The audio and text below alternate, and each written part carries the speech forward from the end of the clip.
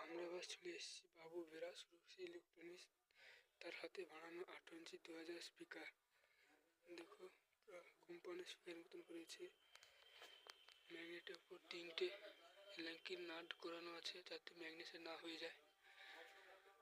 ও ছাঁদা দেওয়া আছে যাতে কয়েল না পড়ে যায়, হাওয়া পাস করার জন্য ছাঁদা দেওয়া আছে 6টা। আর তলে যে দেওয়া করেছে কোম্পানি স্পিকার মতন এই ল্যাঙ্কি দিয়ে টায়ার বানানো আছে, টার্মিনালও কোম্পানি মতন করেছে, পেপারও কোম্পানি মতন অরিজিনাল করেছে, সুন্দর হয়েছে এগুলো দেখো।